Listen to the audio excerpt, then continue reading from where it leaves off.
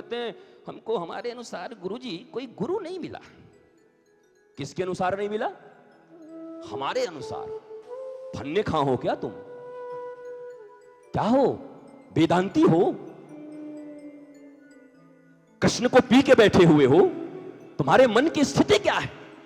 किस स्तर पर है? विवेक कहां है? क्योंकि अगर राम को मानते हो तो राम ने कह दिया बिनु सत्संग विवेक ना होई। कितने सत्संग किए हैं तुमने? बैठे बहुत होगे पर किया कितना? लिया कितना? यहां इंक्वायरी नहीं, इंप्लीमेंट के लिए आया करो। संत के द्वार पर इंक्वायरी करने मत जाओ। हाँ, इनकी ये बात ठीक थी, ये वाला अच्छा था, ये वाला अच्छा नहीं था। ये कौन बोल रहा है? तुम्हारा मन। तो जब तुम्हारा मन ही निर्णय करने वाला है तो किसी संत के पास आते क्यों?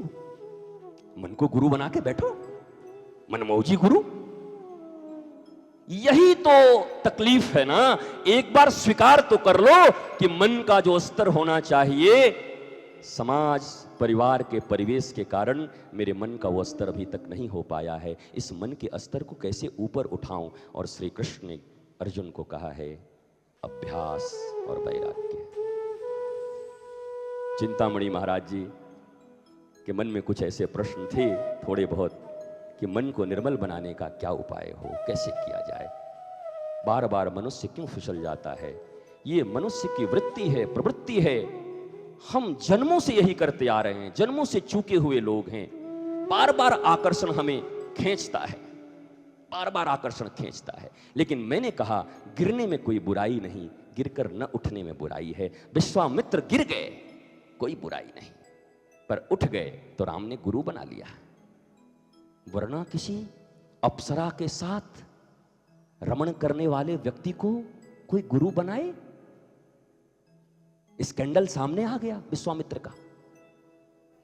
पुत्री पैदा हो गई मेनका नाम की। उसके बाद भी राम जी ने गुरु बना लिया। क्या राम जी आपको कोई चरित्रवान आदमी नहीं मिला था? आप मर्यादा पुरुषोत्तम हो। मानो राम यही कहना चाहते हैं, हम मनुष्य हैं, बार बार गिरेंगे, पर गिरकर जो विश्वामित्र की तरह उठ जाएगा, मैं उसके चरणों में गिर जाऊंगा, उसको अपना गुरु बना लूंगा। परमात्मा कहता है अगर गिरकर उठ गए तो मैं तुम्हें गुरु बनाने को तैयार हूं। तुम गिरने को बुरा मानते हो? रोज गिरो, फर्क क्या पड़ता है? और डरो भी मत। हमने कल कहा हम डोसा खाते हैं, तो कई दीक्षा लिए हुए लोगों ने दीक्षा छोड़ दी। डोसा खाते हैं महात्मा होके, अबे क्या बकरी खा गया? इतनी तकलीफ क्यों है? होटल का भी खा लेते हैं क्या? हम क्या? हाँ खा लेते हैं, बिना प्याज लहसुन का अगर कोई बढ़िया बना दे तो खा लेते हैं। ऐसे महात्मा से मेरा मतलब नहीं है। तुम तो मुर्गे चट किए जा रहे हो और गुरु चाहिए जो कि केवल फल खाए। अपनी कमी गुरु से पूरा करवाना चाहते हो?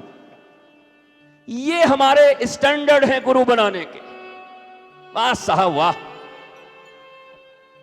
अरे मैंने कहा जो तुम्हारे मन के स्तर को ऊपर उठा दे, वास्तव में संत होने के योग्य वही है। जिस मन में केवल लोभ, लालच, नौकरी, पद, प्रतिष्ठा, अपना, पराया घुसा हुआ है, उस मन में अगर कोई धीरे से मनमोहन को घुसा दे तो वही तुम्हारा गुरु हो सकता है और कोई नहीं हो सकता। इस मन के कूड़े को निकालकर स्वीपर की तरह स्वीप कर दे तुम्हारे पूरे मन को। पर हमारा तो जीवन ही कूड़ा है, हम तो कूड़ेदान हैं। मैं एक जगह गया था तो इतना बड़ा आदमी, वो प्लास्टिक का बना हुआ, और बोला ये क्या है? बोला ये कूड़ादान है। हम कह रहे, तो बोला गुरुजी इसको नीचे दबाइए। दबाए तो उसकी खोपड़ी खुल गई और हमारे हाथ में जो गंदा कागज था मैंने डाल दिया। और ये मुझे याद आया, यही तो हमारी भी हालत है। जो आता है दबाता है। आपको पता है उसने आपके बारे में क्या कहा, क्या बोला? और खोपड़ी हमारी खुली और कूड़ा डाल के वो चला गया। हम तो बने बनाए कूड़ेदान हैं। उस प्लास्टिक के कूड़ेदान ने मुझे ज्ञान दे दिया। वाह भैया क्या बात है। ऐसे ही लोग नब्ज को दबाते हैं। आपको पता है गुरुजी? हाँ आजकल वो ना आपके बहुत विरोध में है। कौन रे? नहीं हम अभी अरे चाय पी, चाय पी। अच्छा, निंदा सुनने में भी कितना आनंद आता। 12 बजे रात में निंदा चल रही हो और तुम कहो नींद आ रही है, तो सुनने वाला कहेगा अरे कॉफी पी लीजिए, और ये कूड़ा लेने की इतनी जल्दी है तुझे। इस संसार में किसने क्या किया, उसने उसको गाली दी, उसने उसको मारा, उसके साथ भाग गया, उसके साथ भाग गई, वो उसका दुश्मन निकल गया, वो उसको धोखा दे दिया। क्या तुम कूड़ेदान हो?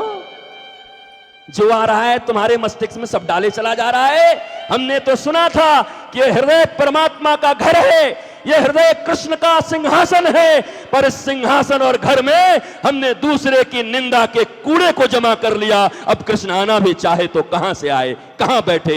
एक साधारण तुम्हारा परिवार, एक साधारण रिश्तेदार भी गंदे कमरे में आकर बैठना नहीं चाहता।